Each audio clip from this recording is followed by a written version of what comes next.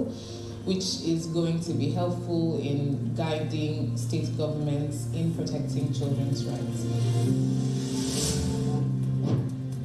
From the reports we're getting in the media organization, you can see a lot of threats against children and especially also teenagers and then young adults. So prevalent threats that children face online, one would be cyberbullying. Second is they face a lot of issues when it comes to predators. So the predators might be sexual predators or people who are aiming them for financial issues. There's also an issue of the child's privacy. And then children are more susceptible to downloading malware or getting scammed on the internet, really. So those are the most prevalent issues that children face when it comes to online threats. Right now, Nigeria, as it were, is not 100% equipped to tackle such. Though we are doing quite well, the government is doing quite well, the law enforcement agencies are really putting in their best. But as you know, technology evolves. So for the agencies to be able to be up to date, they also need to evolve with the evolving technology.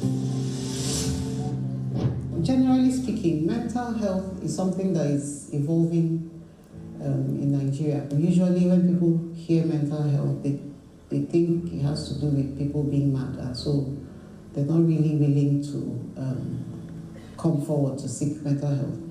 But that's generally speaking. However, in terms of children who suffer online abuse, there's no structure that I'm aware of that caters specifically to children who have these issues.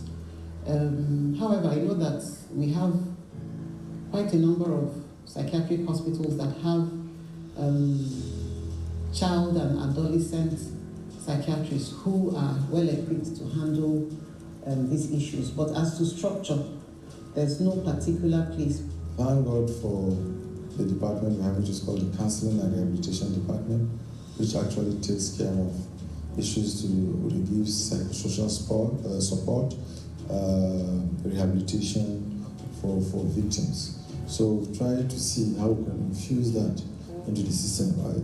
From the resources we have from the department and others, I think they've been able to support because they are already trained counselors that we have here. Because as you know, NAPTI, one of our core agencies, not just arrests, not just prosecution, and not just investigation, but we are the department that is saddled with the responsibility of taking care of victims. So, and that is called the counseling and rehabilitation. So they do that. But for the other ones, the human trafficking, that has been here as well, already good hands, professionals that are handling that. But this is an emerging crime for NATO and for Nigeria.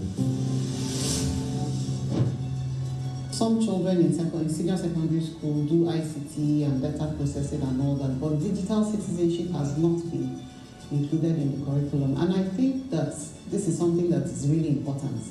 A lot of our children are exposed to the internet, a lot of devices very early. So I think that this should be included in the curriculum as early as the primary school years, maybe mid-level, from the time they're 7, 8 and all those, so that they can, understand what internet is all about. Parents need to play a proper supervisory role so that they are supervising their children well. They're ensuring that their children have some regulations, have some restrictions online. They're the ones who are in the best position to, speak to their children and tell their children about online safety.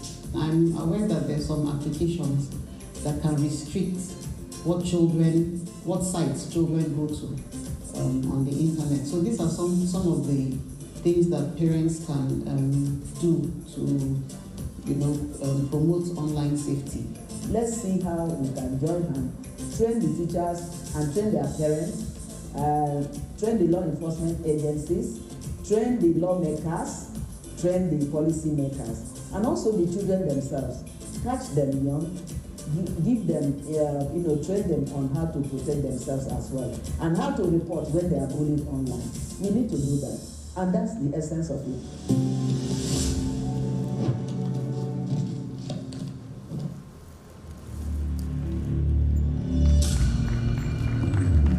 you so much. Thank you. All right. So well done. Thank you to the team that put all of that together. So straight away, we'll just go straight to the NKF Impact Review. And to do this is no other person than the NKF chairperson, Mrs. Mary Uduma. Let's put our hands together as we welcome her to the podium. Thank you. Please clap very well so that the Impact Review will be impactful. Thank you so much. Thank you. Good morning. I am a digital migrant. I'm a grandmother, and I'm interested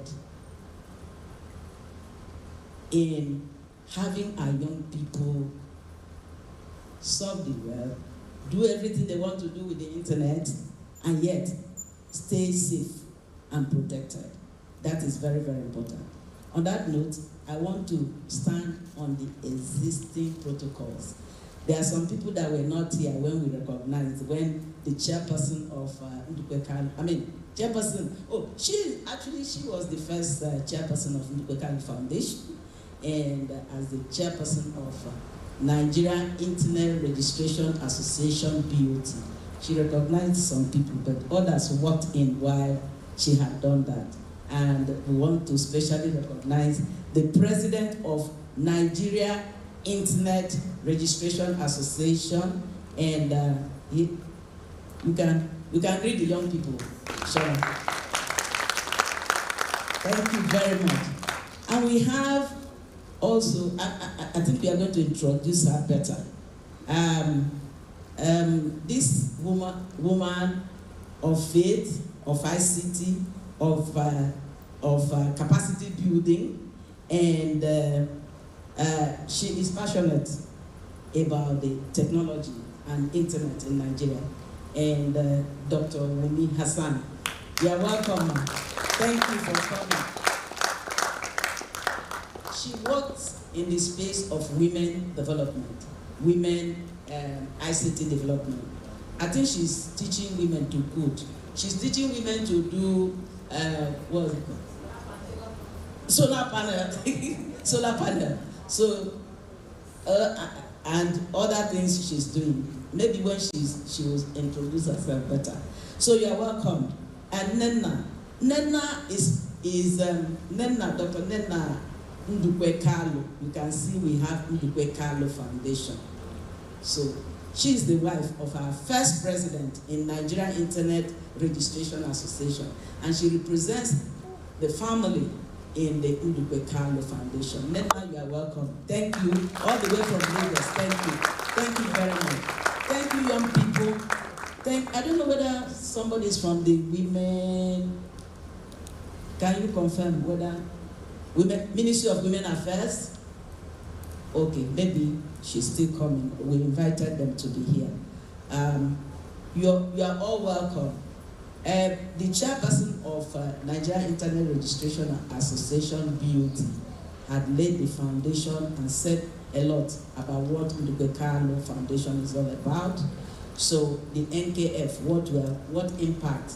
The impact I can say here is that you are seated here, the young people are here, teachers are here, the policymakers are here, the technology companies are here, the developers are here, and who is left? Nobody. The regulators are here, and nothing is here, and that is the essence.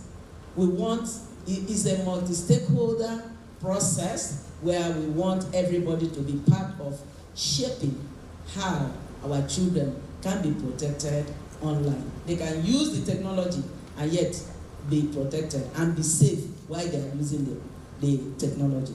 That is it. She already mentioned to us that we had webinars, and actually this foundation was inaugurated in June 2021, and Mrs. Odushote was the chair of the BOT, and we had.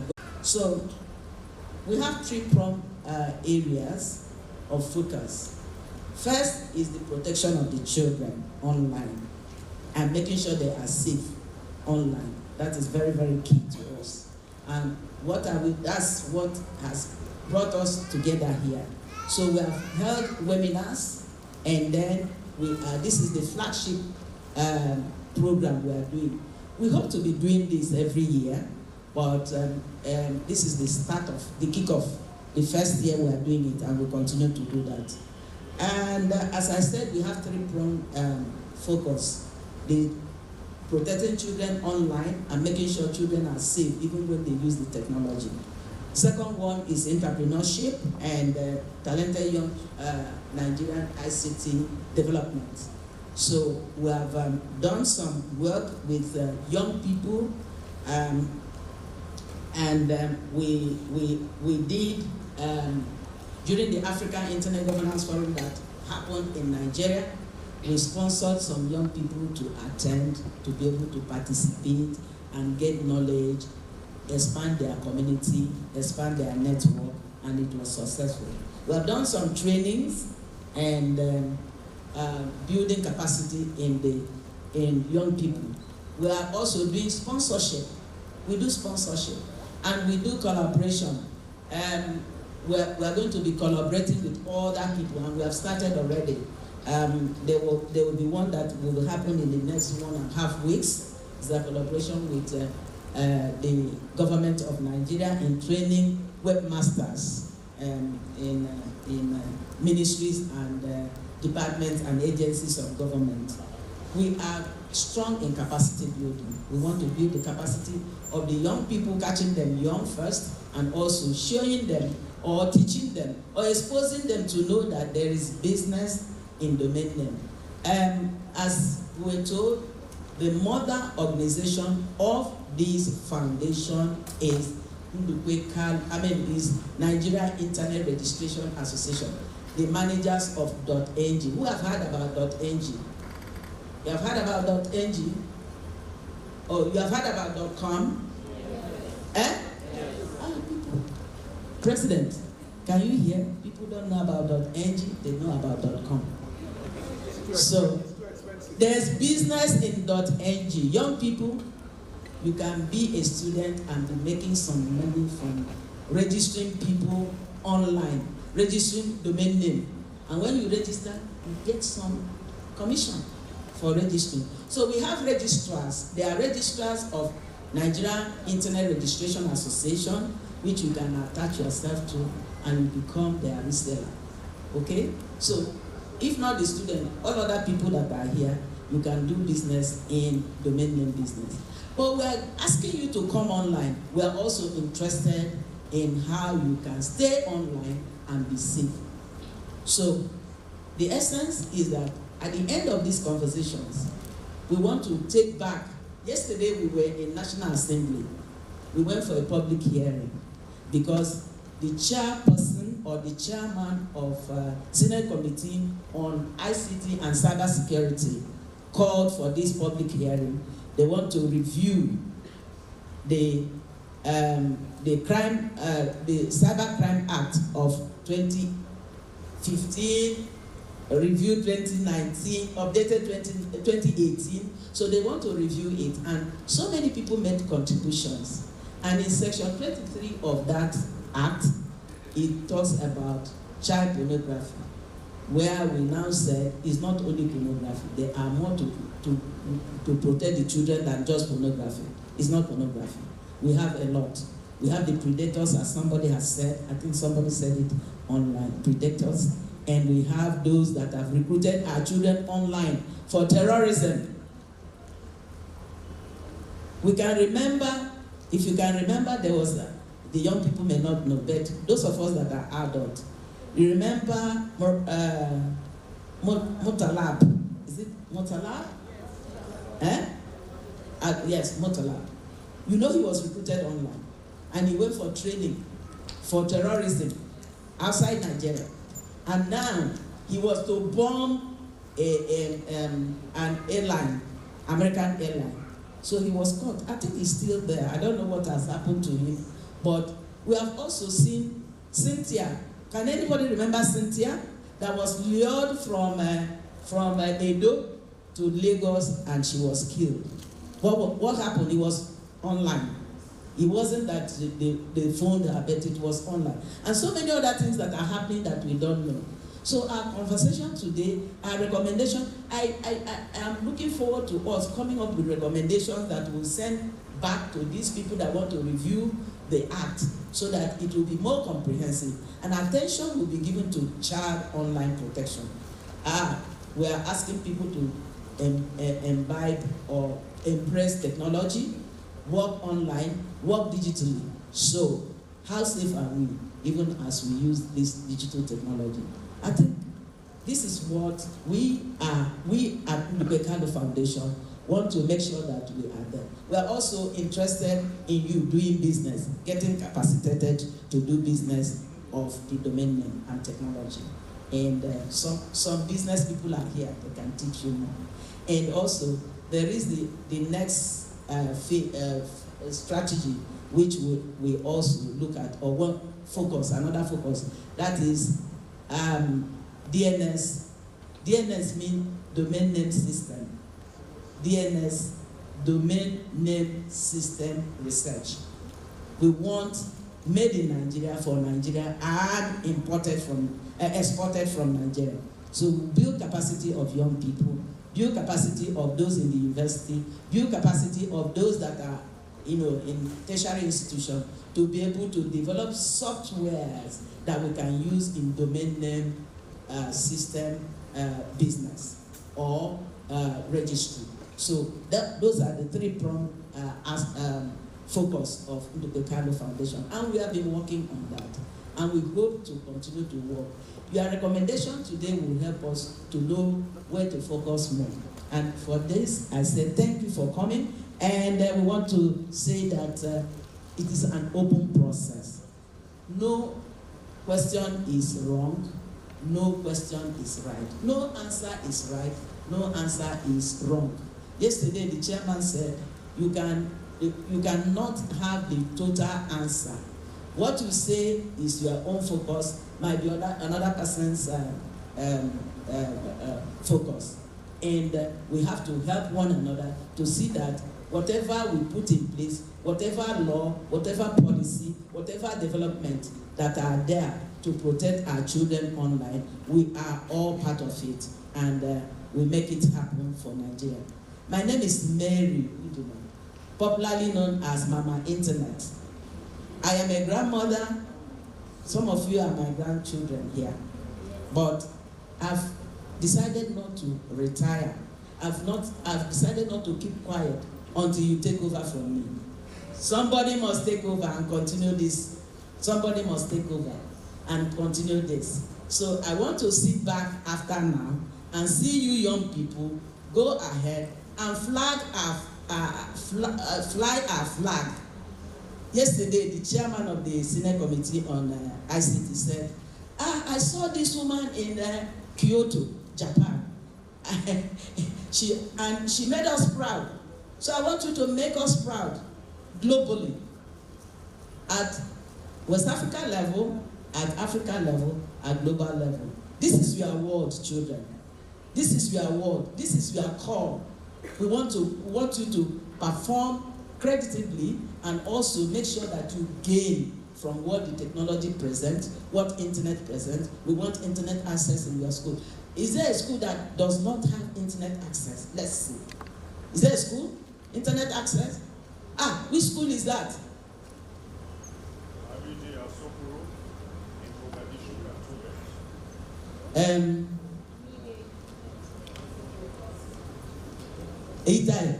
Have you heard? Okay, so NIRA, they don't have internet access. So please, catch NIRA's president and NIRA's COO. They must bring internet to your school. Yeah. Model, Army Day School, you don't have internet access? Oh, okay. So you get to Chimwe. If they don't have, by the time we come again next year, we don't want to hear there's a school without internet access. Okay? So that is what we want to say. Thank you very much. Let's put our hands together again, especially those getting internet. Come on, celebrate! Okay, so thank you so much, Ma. Thank you so much. It's always a delight listening to you. I know she had a lot more to say, but because of time, we had to cut it short. Amide Secondary School, Mogadishu Cantonment, right? That was the first person who spoke. I see there's an issue we need to address. When they said how many people didn't have internet, only one person spoke up. Then suddenly when there's a prospect for them to be provided with internet, more people started speaking up. If it was just one slot, he's gotten the slot already, and that would have just been it.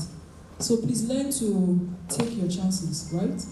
Learn to take your chances. So thank you so much. Like she has said, we'll try and see what we can do. We're not going to promise you too many things, but she has said it. Nira and the rest will make it happen. Let's put our hands together for them as they make it happen. All right, thank you. All right, so we have a special address from the Director General and CEO of NITDA, Kashifu Inuwa Abdullah ACCIE, but he's been represented today by Mr. Oladejo Olawomi. So let's put our hands together as he comes forward to do the special address. Thank you.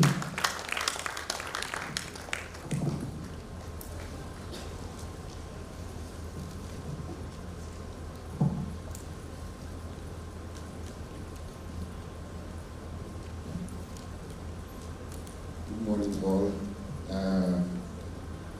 The chairman BOT of NERA, Mrs. Bukun Shote, the chairperson of Undukwe Kalu Foundation, Mrs. Mary Duma,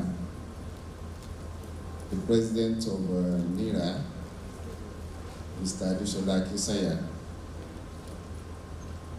the COO, she's not here right now. Okay, Itayo, meeting. Representatives of NAPTI, NCC, and Dr. Obi Hassan, good morning. Dr. Nena Ukwekalu,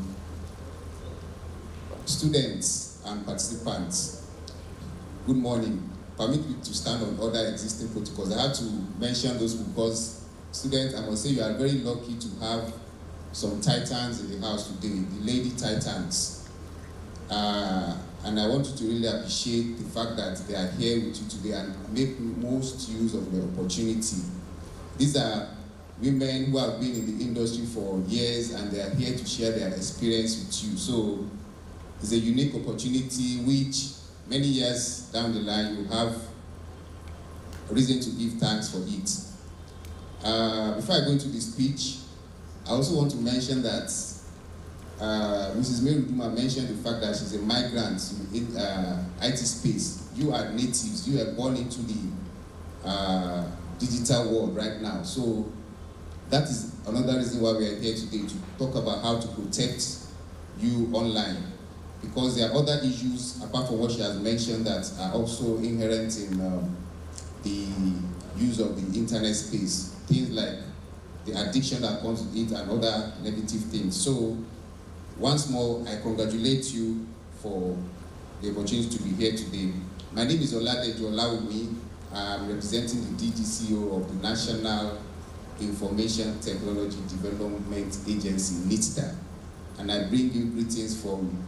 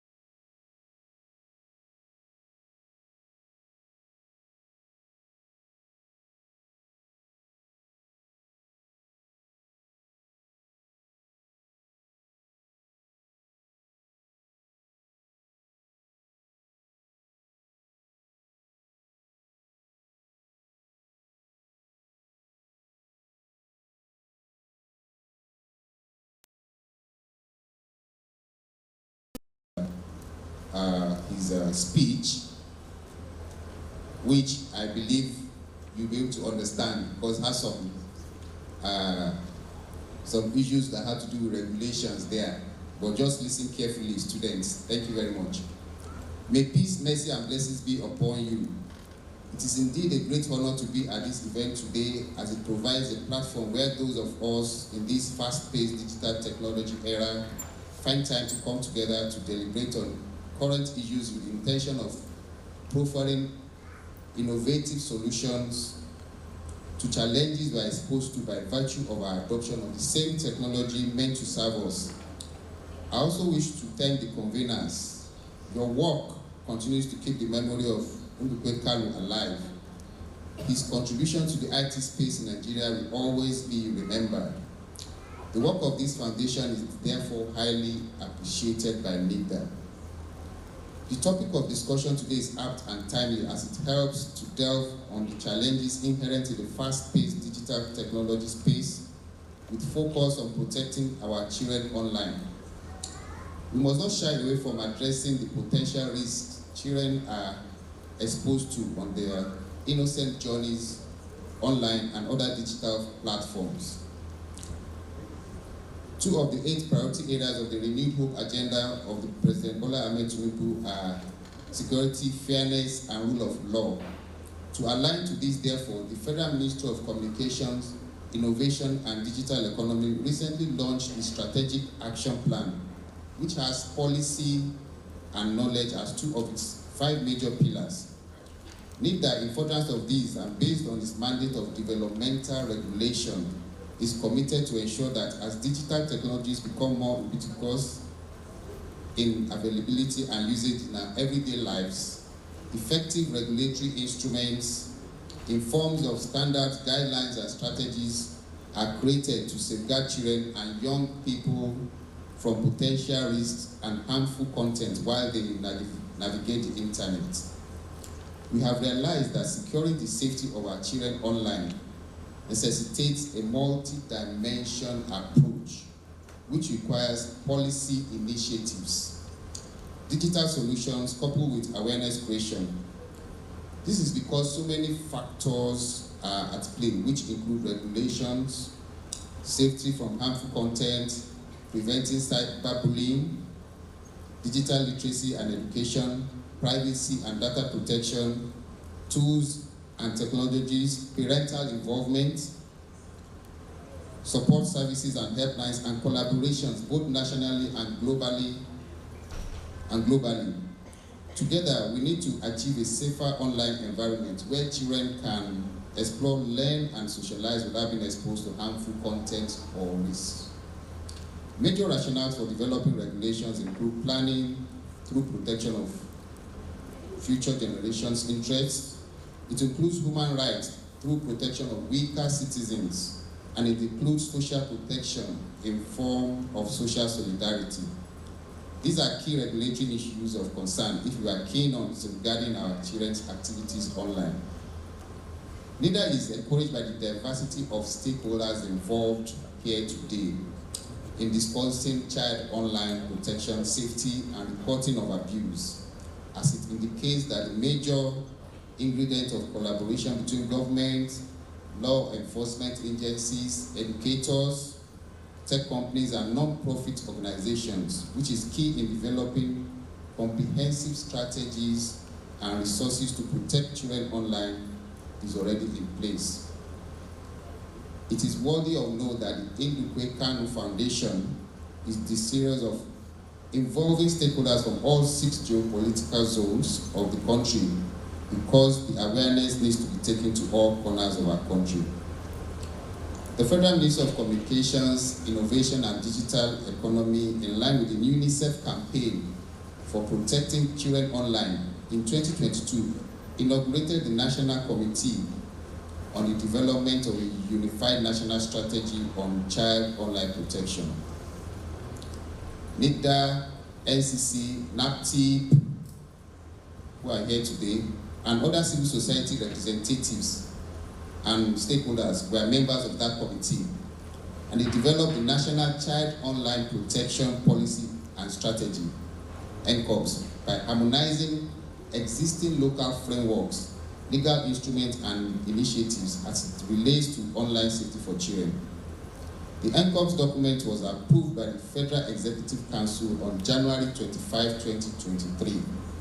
The NCOPS also makes the International Telecommunications Union, ITU, guidelines on child online protection, COP, and other international initiatives to ensure children's safe use of the internet, and it is an essential step towards safeguarding children in the digital space. The NCOPS has 11 strategic thrusts, which include governance and implementation, legal and regulatory, stakeholder engagement, national awareness, capacity building, responding and support, security and law, policy makers, ICT industry, research and international cooperation. The Nigerian Data Protection Regulation is also an initiative of NIDA and is also key in the fight to protect the exposure of the child by ensuring that the child's data and privacy is protected.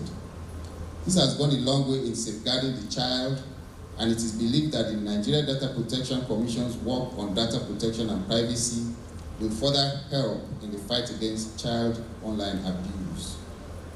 We also need to use this opportunity to discuss and plan for the eventuality that a child gets exposed online. How do we manage the child who inadvertently gets exposed to cyberbullying? There needs to exist adequate support services to provide the much needed counseling. This could be in the form of helplines which can provide the much needed support to maintain the child's mental and emotional well-being. This brings to fore the major issues of reporting online child abuse when and if it occurs, as even this has to be managed in order not to further harm the child. Online reporting platforms, law enforcement, hotline usage therefore need to be adequately managed.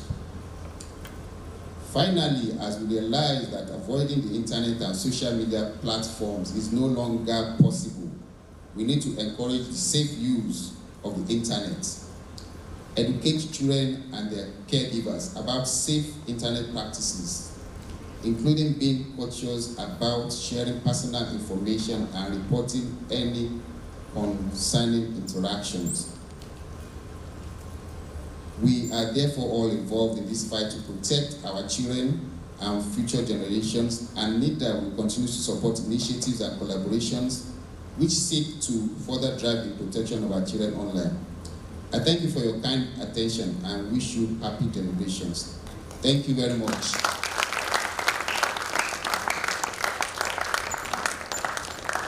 Thank you so much. Another round of applause for him. Thank you so much.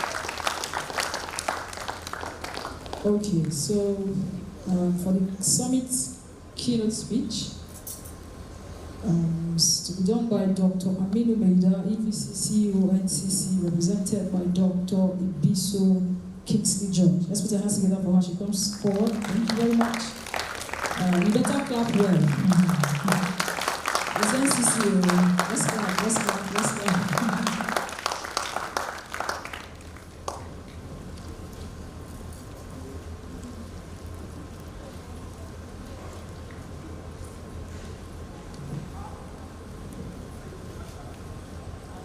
Good morning, everyone. I'm here on behalf of, I bring you greetings from the Executive Vice Chairman, Nigerian Communications Commission, Dr. Aminu Meida. Please permit me to stand on existing protocols so that I don't have to read out all the names. Special recognition to all our special guests and those who have found time to be here today. Good morning, ladies and gentlemen, and most importantly, our dear students. We are gathered here today at this esteemed summit to discuss a matter of utmost importance in today's digital age, safeguarding our children's well-being and happiness while they navigate the vast realm of the internet.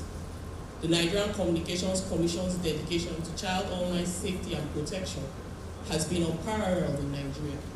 This is due to the commitment the Commission has shown in creating awareness as regards child online safety and security of Nigerian children. Over the years, we have facilitated child online protection sensitization campaigns to over 20 schools and religious centers across the country through various initiatives like the Parenting 101 for Digital Citizens training. We have also sensitized parents and digital citizens towards understanding the huge importance of creating a safe online space for children. In addition, the Commission has translated the International Telecommunications Union's Child Online Protection Guidelines into Pidgin, Yoruba, Hausa, and Igbo to facilitate the seamless transmission of the message across the country. In addition, the Commission chaired the National Committee that developed the National Child Online Protection Policy and Strategy. Online safety is like being careful in a new place you are not familiar with. Allow me to share a couple of relatable points with you to give a better understanding of what online safety is all about. Here I talk to our dear children. Online safety, do not overshare. Online safety is all about not giving away too much. Just like you would not tell a stranger on the street your home address. Don't share personal details online. It's like keeping your personal space safe. Digital armor, strong passwords. Think of your online accounts like secret treasure chests. To protect them, use strong and unique passwords. It's like having a strong lock on your school box or your bike at home. You do not want anyone meddling with your stuff. Reporting trouble, speak up at all times. If you ever see something online that does not seem right or makes you uncomfortable, do not keep it to yourself. It's like when you see someone getting picked on at school, you will tell the teacher, right? Online, you can report it to a trusted adult or use reporting tools on the platform. It takes a digital village. In Nigeria, we say it takes a village to raise a child. That's true in the online space too. Your parents, teachers, and friends are all parts of your digital village. Talk to them about your online adventures, just like you would share stories about your day. Be a digital hero. Remember, the internet is amazing for learning and connecting with friends, but you need to be a digital hero. Be kind, respect privacy, and do not let anyone bully you or your friends online. Reporting any online trouble is a brave thing to do. In conclusion, we are on a mission to make the internet safe and fun place for you, our wonderful children, who will shape the future of our country. Today, you will learn valuable knowledge that will empower you to become internet heroes. With this power, you can help create a digital world free from harm, where everyone can learn, connect, and enjoy themselves safely. Your journey begins now, or maybe it has already begun. Together, we can make the internet a place of endless possibilities. Thank you for listening, and let's work together to keep the internet safe. Thank you.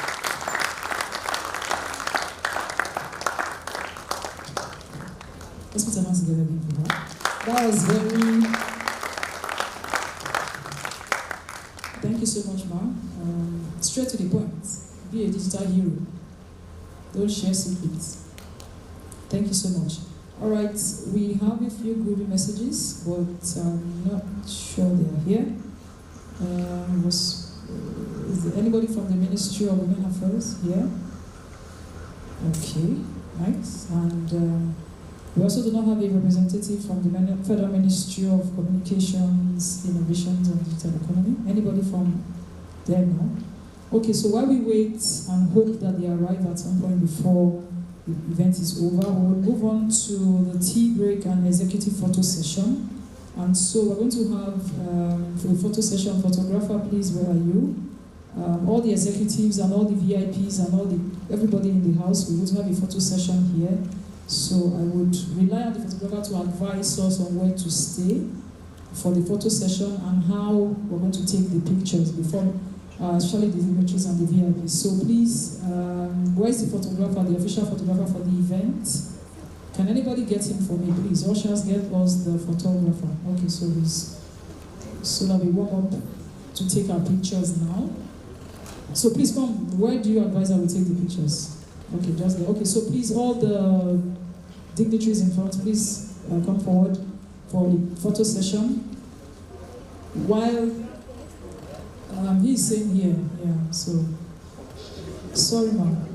So please, I think he's requesting that we all come to the podium. Please, let's come to the podium to take the pictures. Yes. And is the tea break ready? Are we ready? Can we get the caterers? Okay. Okay, so that's fine. So while the pictures are being taken, let us prepare to go for a tea break. So thank you so much. Let's put our hands together again for this wonderful set of people. Don't worry, keep clapping. One day to be you on the podium and people are clapping for you. Trust me, it will happen. All right. Okay, so let's come forward. But students, have you learned anything so far? I'll be talking to you, don't worry. The pictures, the sound is not going to affect the pictures, don't worry. While they are doing their thing, we're doing our thing. Have we learned anything so far? Can anybody now tell me, I'm going to say like 4 different acronyms. If you're bold and you're ready to be a hero on behalf of your school, right? You come up and tell me. So I want you to tell me the meaning of NCC, I want to tell me the meaning of NICTA, I want you to tell me the meaning of NIRA, and I want you to tell me the meaning of NKF. Anybody, bold? Oh, fantastic. Oh my God. Okay, your hand went up first. Come. Please, can we give her the mic? Sound engineer, please, I need an extra mic. Do we need to move the podium? If we need to move it, I can get people to move it. Is that fine? Okay. Please, I need volunteers, students, just 2 of you, 2 men that can help us move this thing. Please come. Thank you. God bless you. Thank you so much. Please, let's go quickly. Just hold on, they'll move it. I'm getting people to come and move the podium so that the pictures... The lady...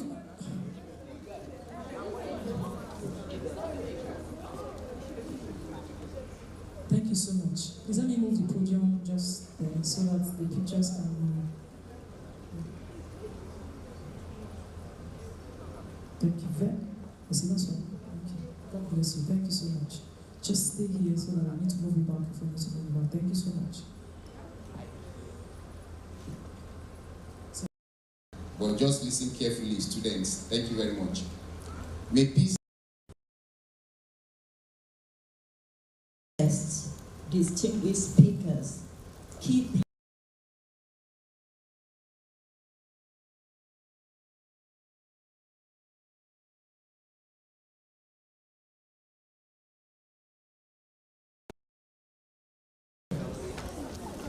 please, all the students, come on. These are great people. You'll become great one day, so take a picture, put it somewhere.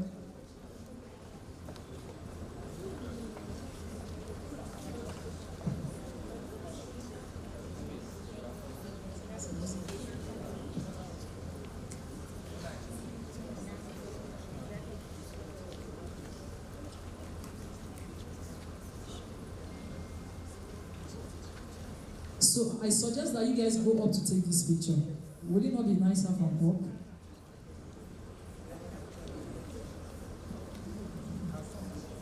Is it not the music?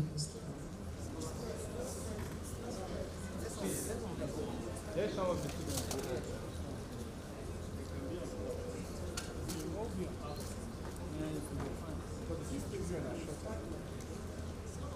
Can go up.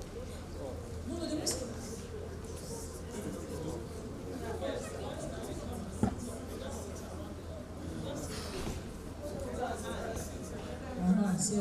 Okay, so everybody look at the photographer on the riser. Yes, I like you. You're smart. Excuse me, sir. No, no.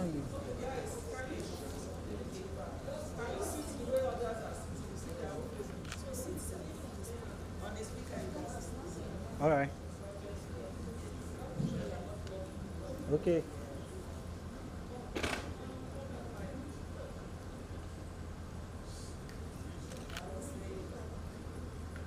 Okay, well. Okay, one more. All right, thank you. Thank you so much. All the delegates, it's your turn now, please. Everybody, yes. This is an epoch-making event. We're making history, so we can as well make the history well. So please, all the delegates, let's come forward. Thank you very much. Let's come forward, please. Students, please. The way you walk in your class, walk like that now. I permit you. Walk like that. No, seriously, do it. Just walk quick, quick, quick.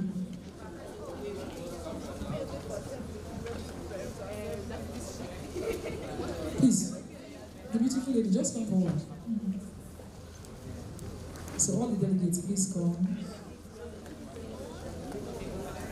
Yeah, so students, you can go for your tea break now. You see, we're pampering you. Today is your day. Go first. You are the VIPs for today. So all the students, go for tea break. Thank you very much. Please, all the delegates, just do us the honors of coming to take a picture. Don't worry, they'll post the pictures. You can download your own copies. Not a problem.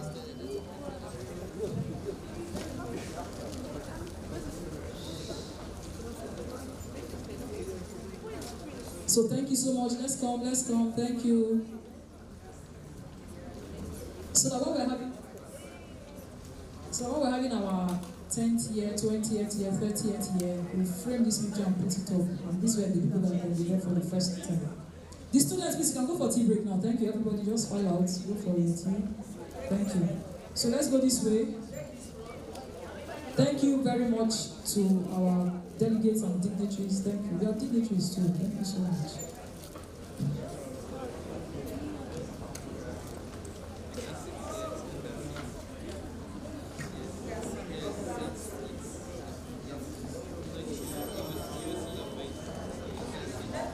See, please, can you spread, sir? You can on come white. up. You can spread, You yeah, can you can spread.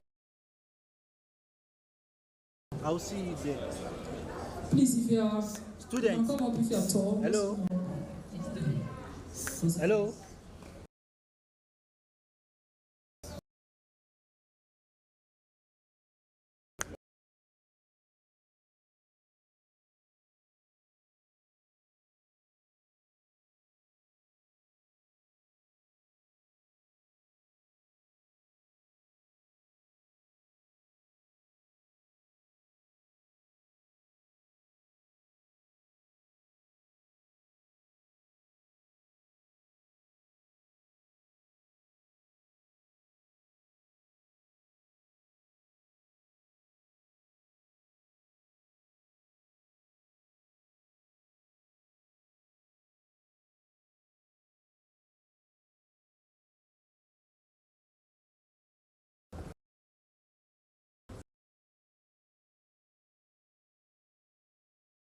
Thank you very much. Tea, 20 minutes, please. Thank you so much. We're back here in 20 minutes. Thank you so much.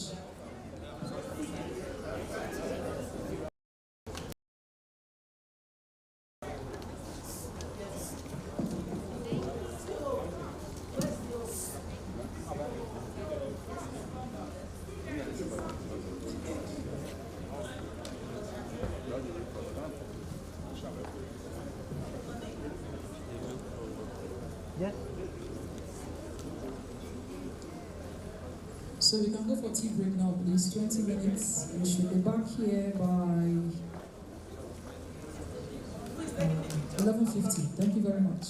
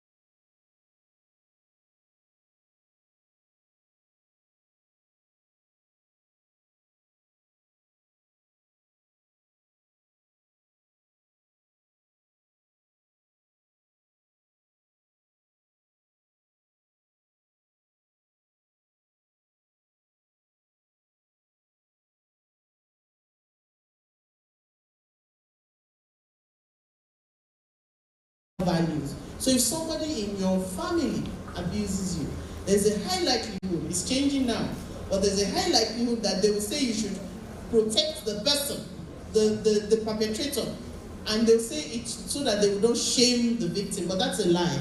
It's the person who has offended who should be ashamed of their offense, not the person who is suffering. So young children, not just girls, not just boys, if anybody takes advantage of you, the person taking advantage of you is the one that has the issues, not you. The person who's taking advantage is the one who needs help, not you. You are a victim, and you are the one we should support and we should help. So today you have access to information. Use it.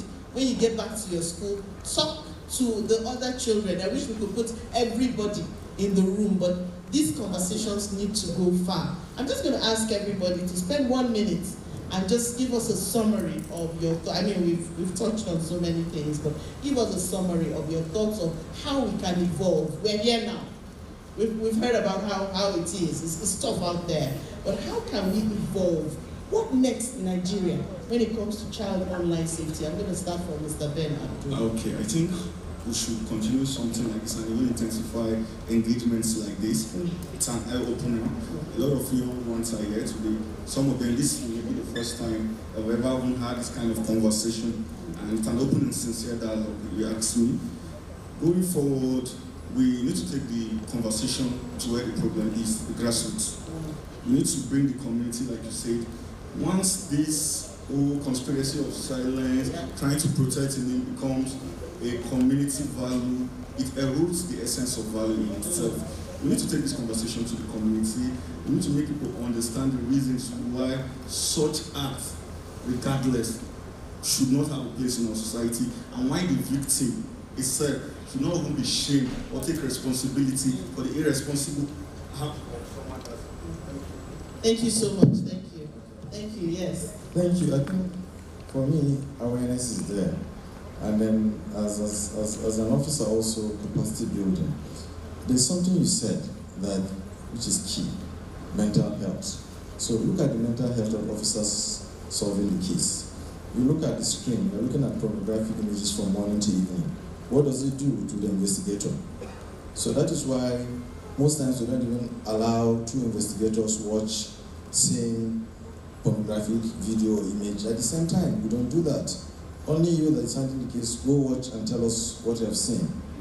So even the officers handling those cases, they have that mental, every day they keep, in the morning I go to office, sir, there are 2 cases or 3, and you need to watch this. So what do you think it does? So even the therapy to even those handling those cases is key. And that is what I think we should start building in our law enforcement agencies in Nigeria. Thank you. Okay, so I'm going to speak to the Nigerian child, whether in this room or anywhere in the world. You see, the first thing is that please do not involve yourself with any stranger you find online. And limit leaving your personally identifiable information, your phone number, your email, anything with any stranger. But let me say this, perhaps you have actually dropped any personally identifiable information, your image, your nude, anything. You see, it is not time to be ashamed, okay? So what you need to do is you now need to exercise a right that is not your father's right, it's not your mother's right, it's not the government's, it's not the school's right. And the state has a duty to protect that right. You have to do it, even if your mom, your dad, you think they don't have money to pay the police, pay a lawyer. Now, nothing is there. Now, there are NGOs, Digital Lawyers Initiative is one of such NGOs that will run the entire stretch for you to get justice at no cost to you or your parent. You have a right to the dignity of your person. So forget the fact that you made a mistake in the past and somebody is threatening you with a lead. That person is actually playing or joking in jail, a lifetime jail. Okay? I beg you, please do not be ashamed of it. Come forward, talk to someone, and find a friend in your parents. They cannot kill you, they are your parents. If they are correcting you, they want to guide you to the best future you should have. Find a friend in them, talk to them. I met someone. I dropped in my picture. I'm ashamed of myself. Help me. If your mom or your dad says, I don't have money to pay police or lawyer, Tell them there's an organization that can do it for us. So that person will not ruin my life. Please, you have a right, exercise your right. Thank you.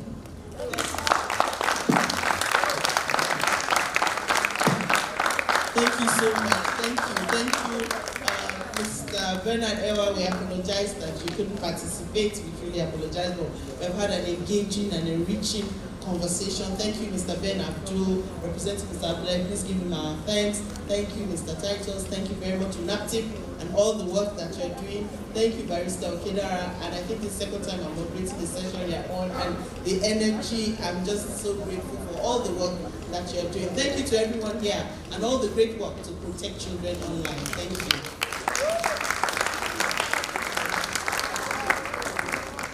So thank you. We'll just have a photo session with the panelists. Thank you so much, everyone. You've been an engaging audience. Don't be tired. We're almost there. We're cruising home. Home stretch. Final. And so while we wait, we had there was a training some time ago.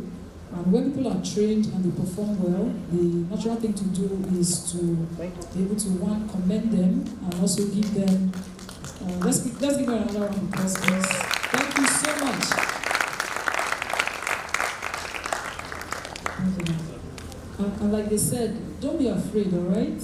You can make a mistake, but don't leave your mistake. When I say leave, like don't L-I-V your mistake, okay? We've all made mistakes. Some mistakes will come to the light, some are hidden. But like Barrister Okedara said, please reach out to somebody and seek help so that you can put away the person who is bullying you, because you're not going to be the only victim, trust me. Once they start, they have started, they are predators. They'll get tired and they pick the next person. So you can become the person who stops all of that from happening. Straight away, we want to do some presentations to some teachers that were trained a while ago. Yes, so we would call Mr. Titus. Please come up stage. And of course, our delectable and our phenomenal woman, grandmother, mother of the internet, Mrs. Mary Uduma. Please come forward too. Thank you so much. Okay, so we have a few certificates. We have a last session. We want to apologize to our online, our virtual participants. Sorry, Mr. Barrister Ben. We just had a few technical issues happening here. That's why we couldn't hear him speak. They're working on it to resolve it because the moderator of the next session is also joining us virtually. So we're hoping that we'll resolve it so that they can join us. All right, so there was a teacher's engagement training a while back on child online safety protection and reporting of abuse for teachers. It was done by the NKF, Ndukwe Carlo Foundation, I beg your pardon, for senior secondary schools. It was held sometime in October, and this is the best time for them to be giving their certificate. So we'll just call your names. Please step forward and we'll call you. So there's Ogunde Simosis, Mr. Ogunde Simosis.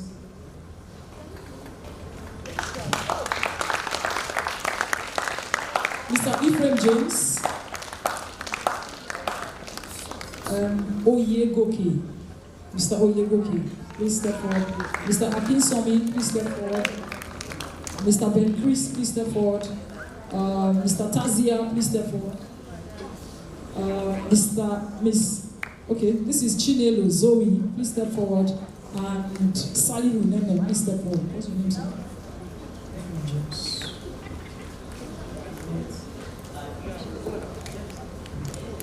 So when you receive your certificate, just step to one corner because I want to take a picture of everybody. Thank you.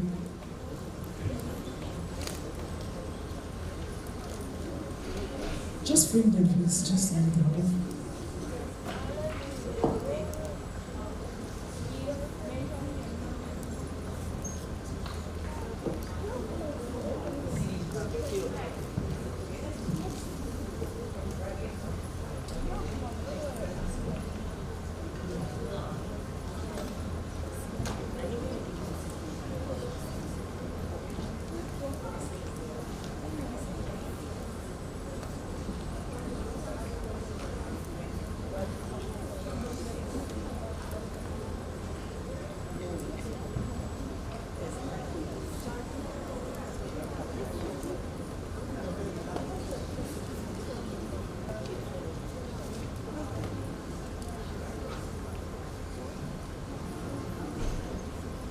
while we do this, can technical confirm to us that we can hear our virtual participants, please?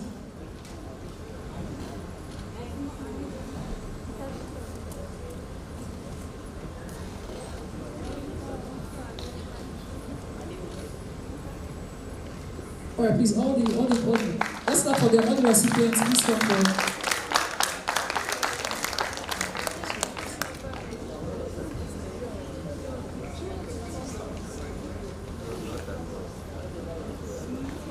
Students, it's time to clap for your teacher, you know? So that they will let you use the computer in the lab. Clap now, I'm telling you. All right, thank you so much. And congratulations. Well done. I hope you carry the message and that you do a great job with it. Yes, ma'am. Yes, ma'am. Yes, ma'am.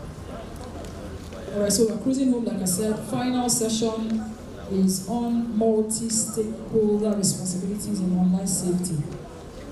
So far, so good. We've learned a lot. We've covered a lot of grounds, but this last one is like the icing on the cake, where we understand how multi-stakeholders are supposed to just come together to get this to work.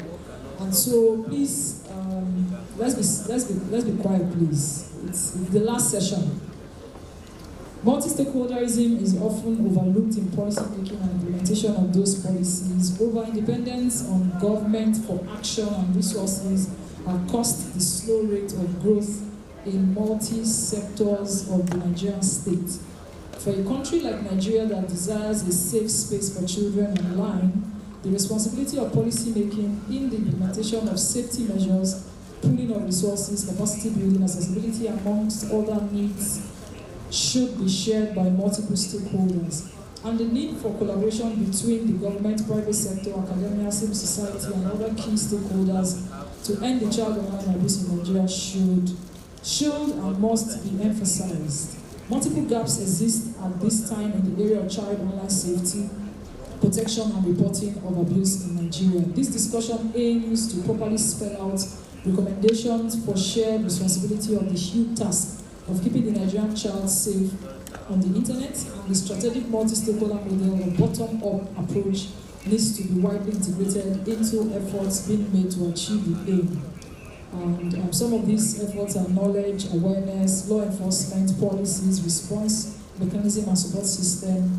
And support system. It is also evident, due to the diversity of these gaps, multiple stakeholder groups are needed to sufficiently get them closed. We have identified that there are gaps, but what we also want to do is not to complain about these gaps, but also get them to the field, right? So the next panel will attempt to do all of that, and that's why the panel also consists of people from various aspects of the Nigerian state. Moderating this session will be Mr. Adebomi Akimbo. He's the CEO of DMS Africa and is the current Vice President of Internet Society Nigeria chapter. He will be joining us virtually. Let's put our hands together for him, please. Yeah, all of these speakers have very daunting portfolios, but for time, right? That's why we're not reading out all of the portfolios. So please, it is not an oversight. It's just because we're trying to be on time with it. But I tell you, everybody who has spoken here today has earned their right to be here, and even much more than that. So thank you so much.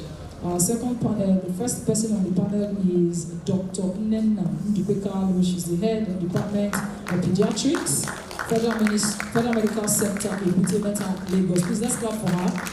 She had to come in all the way from. Please don't be tired of clapping, don't worry. Yeah, thank you so much. So she represents a legacy of something that we are celebrating. Remember, this is called Ndubeka Foundation, right? And so this is Mrs. Ndubeka, right? And I just want to say that thank you so much, Ma, for the opportunity to be here today, and thank you for all the work that you're doing. Thank you so much. The second person on this panel is Dr. Am I correct? Olusegun Olubile. He's the President, Global Network for Cyber Solution. And like Mrs. Iduma recognized him and said he was one of the first people who started the NIGF.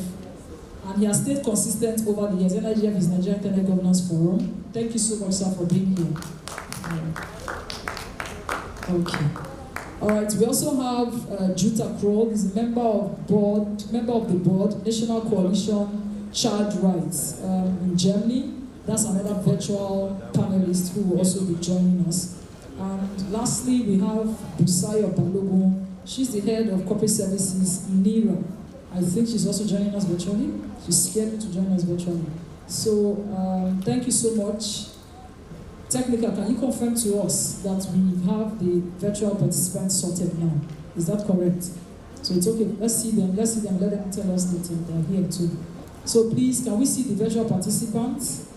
Because like I said, the moderator is virtually connecting to this conference, so I need to hand over officially to him so that we can take the panel.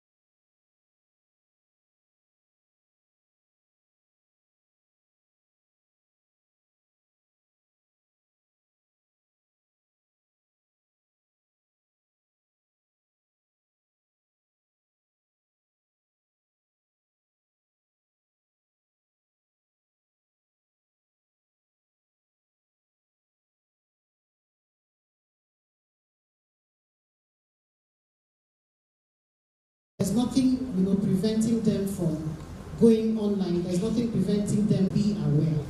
How do we get out this information to parents so that they know that if my child is going online, there's danger?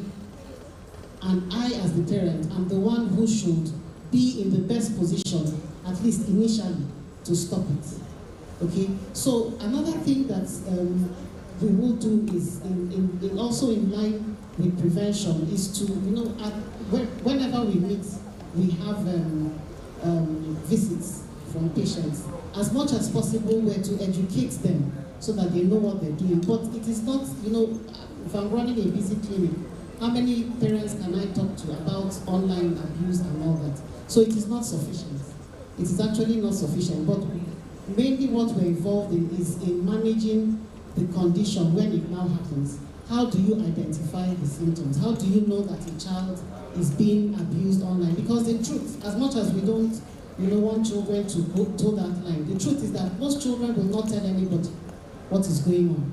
They won't tell anybody. And the parents may notice something, but they don't know, they can't connect the dots to know that, okay, this is what the problem is. So some of the symptoms that the children will present with is withdrawal. So you see a child who was previously outgoing, had friends and all that, suddenly the child is keeping to herself, doesn't want to, interact with people, living at home, keeps to herself or himself and all that. Another thing that happens is that they can present with what we call psychosomatic illnesses. So you see a child, and I've seen one or two, who they were brought to the clinic, they were having signs of heart disease. So they were fainting spells, they were having fast heart rates and all that. And we did all the investigations and we did not find anything to, suggest that they were physically ill. But when we, dug further, we found that they were being bullied at school. And this is the same way that children who are being bullied online or who are having issues online will present with psychosomatic illnesses that has no, bearing. And it's very common with teenagers. Very, very common with teenagers. Some even have, suicidal thoughts. I've seen a 12-year-old who had suicidal thoughts, had written a suicide note for her parents because she was being bullied at school. It's not different from what will happen if they're having problems online. Something else that happens with children who face these things is that you may notice that they're getting gifts.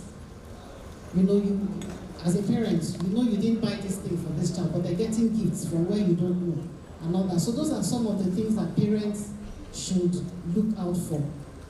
Parents are, I would say, in my opinion, are the major stakeholders in this business, and the children themselves. And I'm glad that some of the children are here. So you're being exposed to these things. You know the symptoms now. If you notice it in your friend, you have also, have the responsibility to report. Another thing that we do is advocacy. I know that medical in Pediatric Association, we've done a lot of advocacy that led to, for example, inclusion of vaccines, inclusion of some vaccines into the national schedule. Why? Because we were able to say, okay, these are the most common diseases that cause this and this and that. And then we put pressure on the government and they included those vaccines. So advocacy is something that healthcare providers as a whole can provide to help deal with this child online abuse. Another thing is then the mental health support. A lot of children who will have these issues, the problem is with mental health. They will not manifest, I've mentioned some of them, they will manifest with physical illnesses. So the mental health support should be there. At this time, as I speak, there is nothing, I don't know, I'm not completely aware, but there's nothing structured that, for example, online, these are the numbers you can call where you can get mental health support or anything. Nothing structured. But when they come to the clinic, to the hospital, then we're able to provide such treatment for them. So mental health support is very, very key. Another thing is research. In medicine, we take decisions based on information, based on data that is available to us. And One thing I'll say about research into this thing, I'm not sure that there is much that has been done. I looked online and didn't really find much.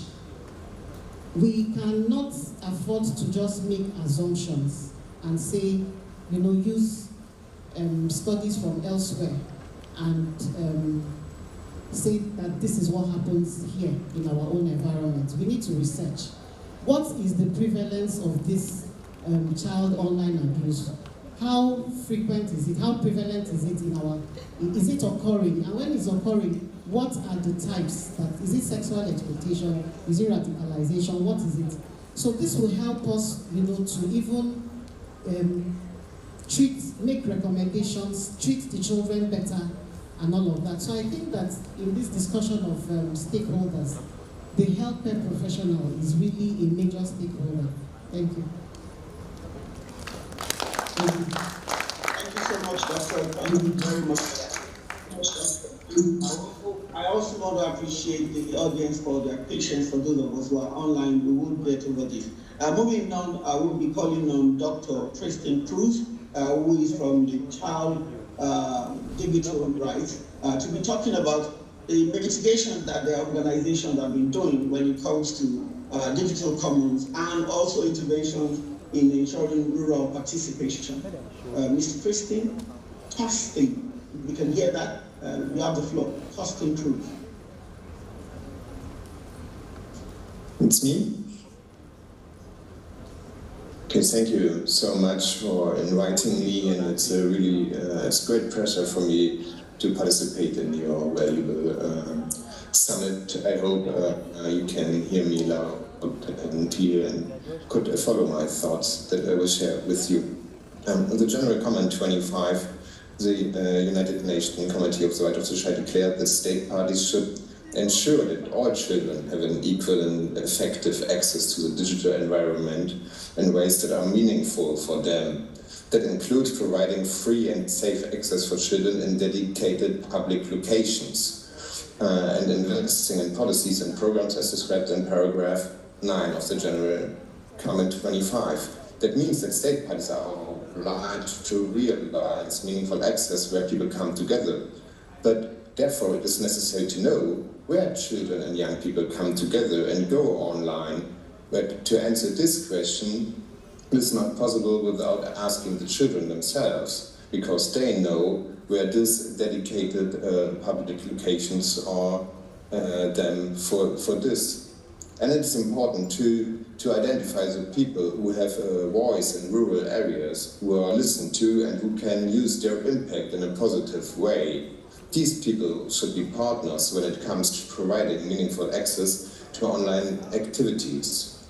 But I think it's also necessary that we have an eye on what kind of access children use. And therefore we have to differentiate this kind of access. Then it's necessary to differentiate between fixed LAN access at home, for example, or in a community center or in school, or if you use in mobile access. But why we have to differentiate this? I think it becomes clear that when children are using the internet and digital environments at home or in a community center, then they are often not alone. There are adults around them, there are parents, there are pedagogical staff who can control or maybe escort their usage of the internet and digital environment, and they could be in a partnership. They can be interested, they can see what they are doing, they can discuss with children about their experience when they are in a trustful relationship.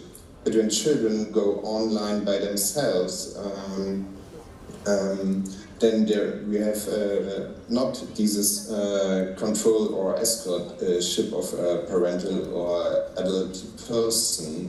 So when they use mobile access, it becomes clear why it's not just a matter of training the children, the parents or the educational professionals and teaching them media skills, but when they're using the mobile access, then it becomes clear that design of the services plays a key role in ensuring that children can use it safely and free from risk and have an enjoyable online experience. So it is a shared responsibility between awareness raising, of course, as well as media literacy, but also the duty of care by the service providers are going hand in hand. They have a strong responsibility, and we must make them, to take them in account, to realize this responsibility and create safe services for children, so that we mitigate the risk that they get harmed, that they have uncomfortable situations. And if it comes in the end to these situations, then we need mechanisms to report this illegal behavior, maybe, or illegal content, or if they are targeted in a violence or abuse matter. So therefore, it is important to have reporting centers and contact persons, and to make them also known. It makes no sense if you have this hotline and nobody knows about this hotline. So often young people do not always want to contact the police directly or law enforcement, and we therefore need trustworthy centers that can help them make these contacts and also advise children and youth. There are many ways to report online abuse in Germany or in Europe, for example, and various hotlines are offered by different organizations and of the federal state, for example, to receive reports of hotlines, but is also available to call to hotlines which are organized by other organizations, by NGOs, or also by the economy themselves. However, studies show that it's not only the reporting, but also the way in which it is handled, the processing of the progress, and trust in the work of the organization is therefore essential, that the reporting person are informed about what is being done with their report and how the process is progressing. And this information should be passed on promptly, so that the children who calls the hotline want to know what has happened with my complaint, what are the adults are doing now, and take their care that it could not be happen again. It is also known from the day-to-day work of the hotline that is effective not only to work with the official law enforcement authorities and assign reports regionally, for example, but also to make a direct contact from the hotline to the provider of the relevant service or website, because this approach often proves to be effective as the work and expertise of the hotlines is recognized by the service providers, and the hotlines know the contact persons by the providers, so that the service can raise the issue directly. While hotlines are there to report specific violence or offenses, there is often a need for advice or counseling when children or young people experience, say, uncomfortable situations online. These situations do not always have to be illegal or violent. Nevertheless, it is important that young people can get support and receive counseling in these cases, so that they can talk about what they have experienced, that they get help and be able to classify the situation for themselves. We call this helplines in differentiation to hotlines for illegal content and behavior, and helplines more as a kind for counseling. And there exist helplines which are run by adults, and also which are run by young persons themselves, because that's a major advantage, because young persons as advisor know best which apps or games their peers use, what they particularly enjoy, but also which problems they are confronted with online. However, these scouts to be able peers in the best possible way, they need support of the full-time team, of the professionals in the background, and these scouts are often teenagers or young adults, and they undergo a multi-stage training program in which they learn the most important basics for volunteering in this online advice service from the adult experts. But to wrap it up, I would say it's a shared responsibility between the media literacy, the awareness raising, but also the responsibility of the services to take precautionary measures, to have a duty of care, and to roll out a really meaningful reporting system. Thanks a lot. Thank you very much for that, Torstein. Thank you so much for that. It's interesting to know that what Dr. has also mentioned when it came to helpline is very impactful and also related to research. And thank you for trying to differentiate between what the other line is and what the helpline is. And it's a way for this intervention. Moving forward, I will be reaching out to you for the intervention relating forward. We'll be expecting you to approach from the IT sector and also looking at the critical proposals, what that we do a form of intervention in responding as a stakeholder. Over to you, Mr. Chairman. Hello. Please, will you permit me to stand up? I've been sitting down since. Chairman, can I stand up? Thank you. Let's do it in our own way. Can we stretch our hands a little bit, please? Because it's not easy. Thank you very much. And let me go there a little bit. Thank you, ma'am. Please, I want us to be practical here. I'm a father and I have kids. Thank you, ma'am, for this program. It's a very nice program. I'm not just happy that NCC has gone, leader has gone, and who again? They have gone. Honestly speaking, I'm not happy. But for those that are looking at us online, if you are the officers, if you are part of the leader or NCC and all that, please take this message back to them. Someone needs to be held responsible for protecting and safeguarding our children when it comes to the online protection. And I think we have done this several years back. We have been on this journey since 2002 or 10, if I'm correct. Now, my intervention will be coming in from the regulator. Children, please help me call it. Regulator. Regulator. Why am I saying this? We don't even need to start looking for a law to arrest those that are posting content, illicit content, or whatever content. All we need is that the regulator should stand up and regulate the service provider. Regulate service provider at the intersection of their relationship with the regulator. The duty of care is universal. The contents, they have responsibility to regulate content. Let me give an example. Facebook will not pursue you or I.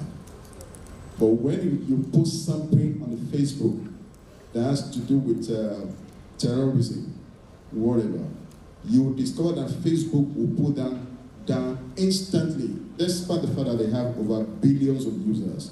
You know why? You can tell me why. Because if they don't do it, the regulator in US will sanction them. So this is where we talk about accountability. Who should be held responsible? Not the children. We can talk about the parents. Yeah, they have a duty of care to groom and to mentor their kids and all that. We can talk about the teachers. Honestly speaking, they are trying their best to. It's not easy to be a teacher. Yes, sir. Hello? Can we clap for our teachers? And I can tell you, it's not also easy for the parents. I'm a father. I have to go to the farm to go and work and look for money. Abima. And I come back, I'm so tired. And the mom in the house, my mother told me that housework never finishes. Abima, you keep on doing. Now, another housework that has been handed to our mothers is the digital responsibility to ensure that the kids solve the internet responsibly. This is where I will take on the other side. What do we do about digital mothers? As you are focusing on the digitalization of the children, digital literacy, what about the mothers that are not digitally illiterate, or literate rather? So I think there's a need for us to have a broad framework or interventions on digital family, which is all inclusive. Are you listening to me? When you have digital family framework, you are not only going to talk about the girls, you are not going to talk about the boys, you talk about the fathers, mothers, uncle, whatever, plus the kids. They will have a responsibility to do what? To engage in digital literacy. That is what I believe that should be the beginning of awareness. Family, that is digital literacy at the center of the family development. Whether you like it or not, you can't control the children. I did something of recent. I've been keeping phone away from my kids because I really want us to be practical. Abi, no be so. But these kids, sincerely speaking, they are too curious. You can't beat them to it. And then I devised a way to beat them to it. You will soon clap for me. You know what I did? I went to the farm, I made good money, and I decided to buy phone for everybody. I said, now, let me buy the phone so that someone else somewhere would not deceive you to say that you are too beautiful, you are the most beautiful. To express my love, I need to buy you a phone. Clap for me, please. Are you following me? I bought the phones. They are very happy, they are jubilating. I said, you know what? Only one condition. All of you must open Google Gmail. Now, they didn't know where I'm going. Now, all of them open the Gmail. We celebrated it. They said, now you guys can solve. They solve. Now, we need to create a family account. And he said, yeah, it's good, it's good.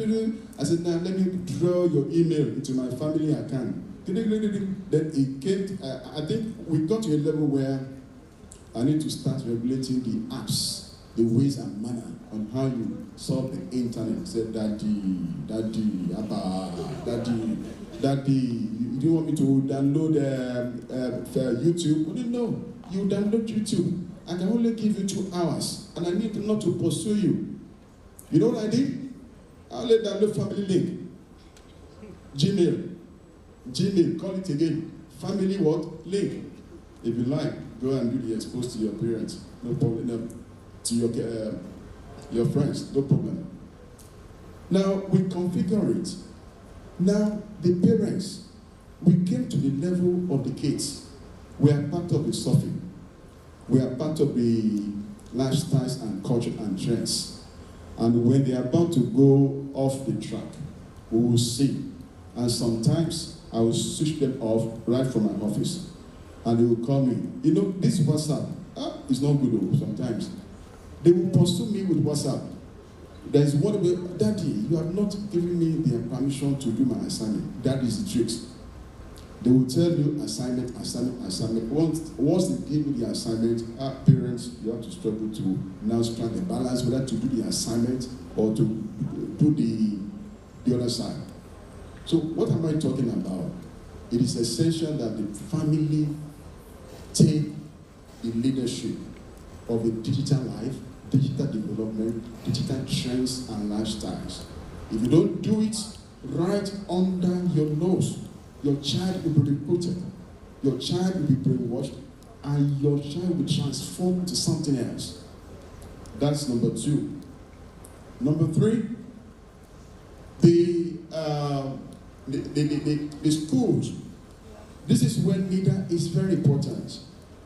I really want to emphasize it that please, leaders should focus on IT development, and they should use creative regulations to drive development in our schools. You only need to give a directive. All school in Nigeria should have internet-enabled computers. If you don't have it, there'll be sanctions. Wait and see whether the private sector will not move in. Then secondly, you only need to issue the guidelines and duty of cares and responsibility in which the principal will be the chief account officer. If the computer is misused, then we know the person to hold responsible. Number what? Number 2. Number 3, NCC at the intersection of the operators when they are doing their lances. Operators don't joke with lances. All you need to do, follow our guidelines, ethical guidelines, and ensure that all your operators remove illicit content, and communication from the system. If they don't do it, you do what? You sanction them. What I'm saying is that if you don't have enforcement with sanctions, we are joking. Child online protection is a very serious national threat to the security of the family, threat to the security of the nation, and threat to the digital economy. So I will leave you with this.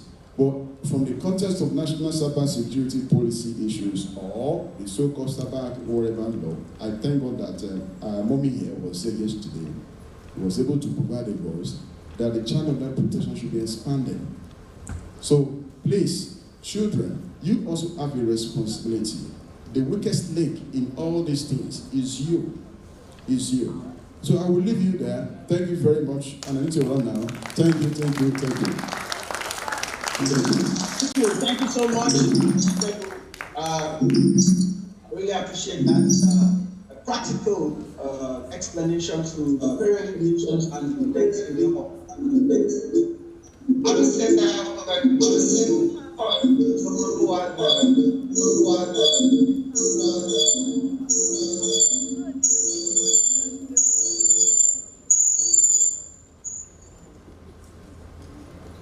okay.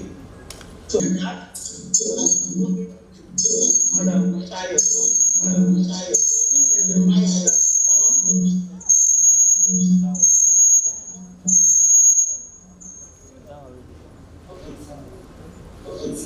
having said that, I'm a bit in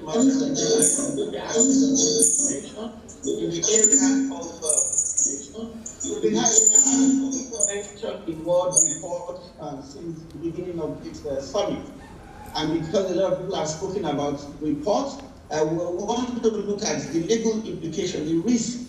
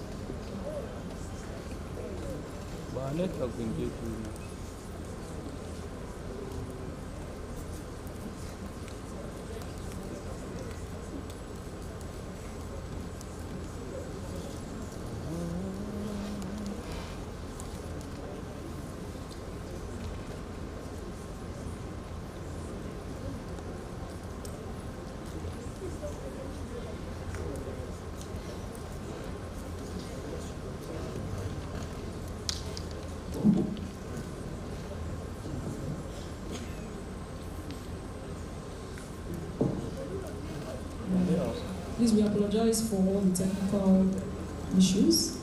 It appears that the technical problem is prevalent inside this hall, because I'm following them online and I can hear some of the things that they're saying. So technical team, please confirm to us what the issue is and how we can quickly resolve it.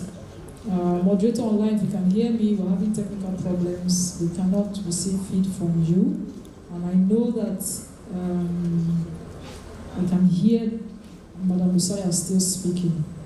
So we need to try and resolve that. So everybody in the hall, apologies, sincere apologies for all of these technical issues. Please just be patient. We will decide whether or not to just go ahead or to find another way to route the people speaking online. I'm monitoring on my tab. I can hear them speak, but I don't know why you can't get transmission inside this call. So please, let us just be patient. Moderator, please advise on how you want us to move forward from here. We cannot hear you from inside here. So I guess that the problem is just inside this place, because online they seem to be able to hear.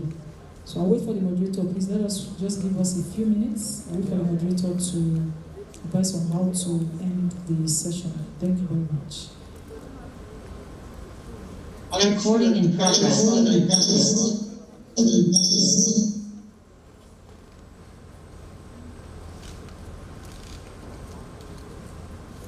Can you confirm that you can hear us? Loud and clear. Can hear you now. We couldn't hear you before. We can hear you now. So just we can't hear you now. We can't hear you.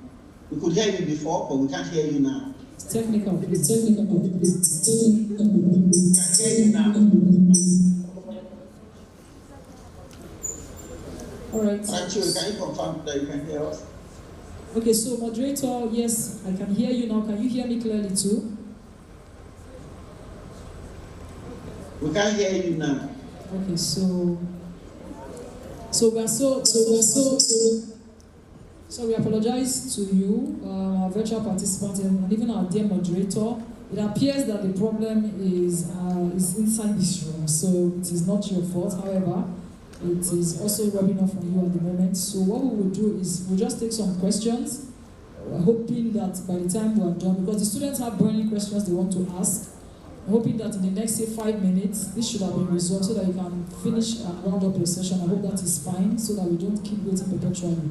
So students, please, if you have any questions, can you just file up there? Please come forward and quickly ask your questions, straight to the point, introduce yourself, then straight to your question. We'll just use that while we wait for the technical team to try and resolve this sound issue. If it is not resolved, I think that we'll just call it a day from there. Please move forward. Students, quickly, just come forward. If you have questions you would like to ask, please come forward to ask your question. Please, let's put our hands together for her as she steps forward. All right, so thank you so much. Good afternoon, everyone, ladies and gentlemen, and my fellow students. My name is Feruzira, and I'm from Government Secondary School at Paris Sentiment. So my question goes to Mr. Titus. So please, how can we help to secure online for underage students? How can we secure our online usage for underage students? Like for instance, we use the internet for a lot of reasons, for school activities and other things, but different images can pop up while they know that they are underage students, because when we are registering our Google accounts, we put our ages, which they know we are underage, but then it still appears. Those bad sites, they still pop up. So how can we help to stop it, to know how, to know that these are underage students so that it won't appear? All right, thank you so much. Please just clap for her, please. It's not easy to articulate your question like that. Thank you. Good day, everyone. My question is in twofold. The first question goes to Mrs. Wumi. When she was in the panel, she spoke something concerning the difference between ICT skills and digital skills. I was not really clear about that. Then the second question is, to anyone, talks about how do you protect your digital footprint? Okay. All right, thank you. Let's put our hands together for him. Go in. Yeah, of course. Okay, so for the person who asked Mr. Titus is not here physically, but I'm sure there are members of the panel who can address your question. So please, maybe we'll take Madam Womi's response first, while the other panelists warm up to help Mr. Titus with answering his question. Thank you very much, ma'am. Thank you. So sorry we didn't have time, so I couldn't be enumerating the differences. I will just use a few topics to differentiate to you. And like I said, it would be nice for me to have the teachers just to send this to you, and it will be a good guide. When you talk about ICT knowledge, it encompasses things like business administration. What can you do with businesses in IT? It includes generic qualifications like talking about what is it about studies, what you should learn, technology studies, like what we call STEM now. These careers and fields you can study. And then it talks about manufacturing, engineering, and construction. And of course, ICT. What we're talking about ICT now is information and communications technology. That's a general knowledge about ICT knowledge. What do you know how to do in all of those areas? But when we talk about digital skills, we are looking at assistive skills. Skills that, I don't know, we don't really have time. Information skills, like data processing that you are learning in school, which is one of them. We have management skills, working with the computers, not just knowing what is computer, what is hardware, parts. You can understand how they are working. These are very critical skills that are digital skills. And then we know about the what we call the productivity tools. Productivity tools are Microsoft Word, Excel, PowerPoint. You know, this is very critical because today most organizations like ours, we are emphasizing on those skills. I remember graduating in the university as a computer science graduate, and the very first job I applied to, they didn't ask me what is algorithm, they didn't ask me what is pseudocode, they didn't ask me what is syntax. Those are the things that were on my mind. They didn't ask me what does it mean to code. They just gave me a computer and they asked me to type and format whatever I've done. So if you don't have productivity tools learning, if you don't understand Microsoft Word, if you don't understand how to do Excel, of course I failed. I didn't fail because I didn't know how to type, but I wasn't able to manage my time. That was why I couldn't finish. So most of these things are very essential, and they are the digital skills we need to learn. Then communication skills. That's why I took my time to list out a few of those things to us. Some of the communication skills that we need to have is about interacting with ICT, sharing through ICT platform, engaging with citizenship, collaborations, and then collaborations that are, these days we talk about etiquette in IT, which is called netiquette. Netiquette. Netiquette is about what we've been talking about. What should we do online? What should you not do online? As we are in this house, some people would have taken pictures and said, see me at Mary's house, Maitama, Abuja, and maybe somebody has been trailing you, standing at the gate, waiting for you to come out. You shouldn't do that. Am I communicating? When people see a post from me, from you, after now, you should do when you are already in your house, sleeping. So if somebody is looking for you in Mary's house, the person has done what? Missed it. These are very important things you need to do. And then we need to manage our digital identity. I think that's a digital footprint. There are some of us mistakenly, you have sent some pictures out, and they always say that internet don't forget. You can delete it and you think it is over, but somewhere, somehow, it is stored somewhere. So the first instance, as we were here, I was sharing with her, I just saw a post, 300 level girl in Port Harcourt just got murdered yesterday because she left the campus and went to a boyfriend's house, and from there, all those things that they have said. So girls especially, can I beg you that you don't go to anywhere you don't know who it is, even when you know. And I always say this at our events, I said to girls don't have boyfriend. Hello, school girls, am I communicating? Yes, ma'am. Hello? It is not yet your age to have boyfriend. Don't let anybody, because some of these things we need to start spelling it out.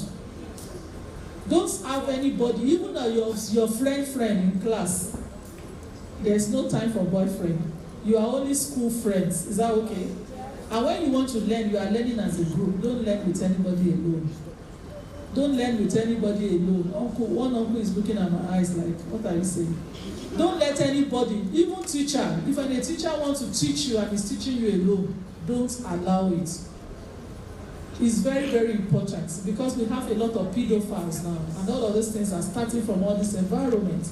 And teachers, please help us to say it again and again to your colleagues. Don't do it alone. The girl is good, she's bright. Look for a way to protect her, don't destroy her. God will help us. Thank you.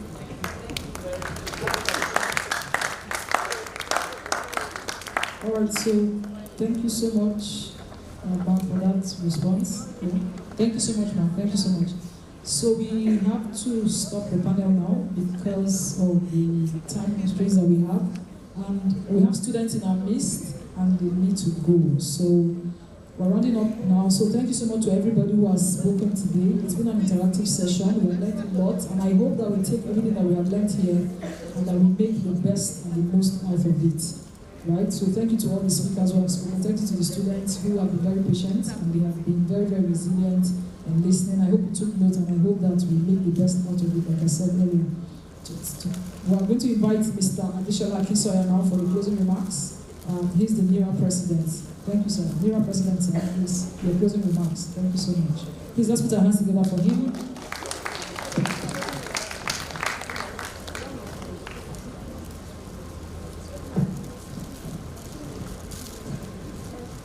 Thank you very much. I hope children, I hope you have learned one or two things that you can take home right now. Yes, that's good. So, and I hope you'll be looking forward to the next edition of Cospra. My duty here is actually a simple one, is to give the closing remark. And part of what has been resounding to everyone is that it's a shared responsibility. If you all will agree with me, we have that of the parents, we have that of the stakeholders, we have that of you and me, the civil society, the government. It's a shared responsibility, and which we all must take our part. And it will equally go a long way if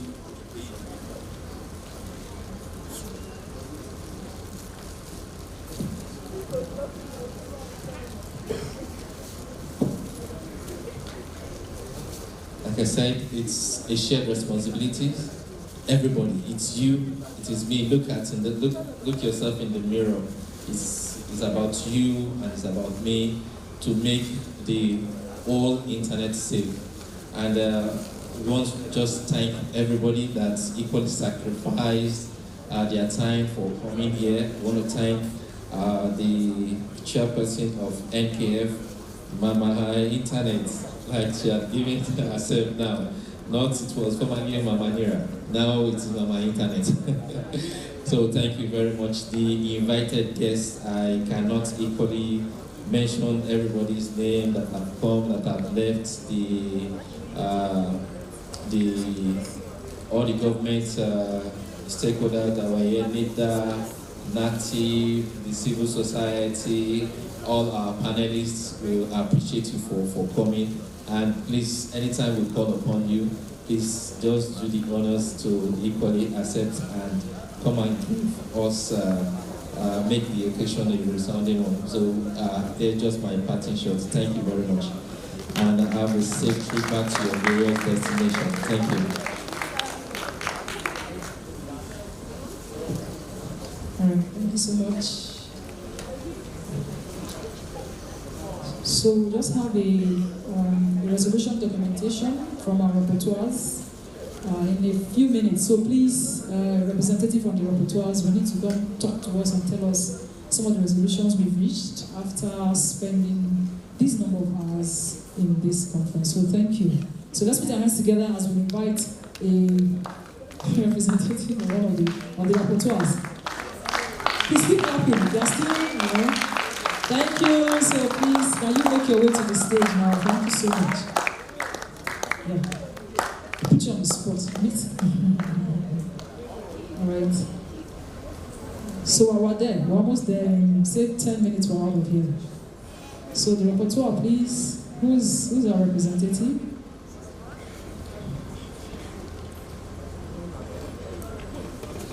Okay, so if they're not ready now, the report will be published online. Yeah, thank you so much. Yeah, we'll share to all the schools and we'll publish online. Thank you so much. And so we have come to the end of the Cospra 2023 Summit. Yeah, thank you. So this is, thank you everybody, thank you to the students. You guys are very resilient and you are really very, very, very well behaved. So thank you so much for being here today. Yeah. And also thank you to the teachers who also just helping them and guiding them. Let's give them to teachers. Let's clap for the teachers. Yes. And to every partner, to NCC, to NIDA, to NAPTIP, to every other person, FCT, Secondary Education Board, and everybody here, and to all the corporate organizations and private institutions that were here, to students, to aunties and uncles who have come to encourage us. Thank you so much for being here. To NIRA, of course, and to the NKF. We hope that we have learned a lot today, and we pray that God takes everybody to their various destinations safely. And we also hope that we stay safe online, and we continue to advocate for safety online. So I also want to thank God Almighty for making all of this possible, for just helping us to be here today. My name again is Chinwe Obuja. Thank you so much for indulging me. You've been a wonderful audience. And do have yourselves a wonderful evening. Lunch is set to students first, so please, let's allow the students to exit first. Yes, we are generational thinkers, so let's clap for them around to exit. So thank you very much for attending Cospra 2023. All the best. See you next year. Thank you so much.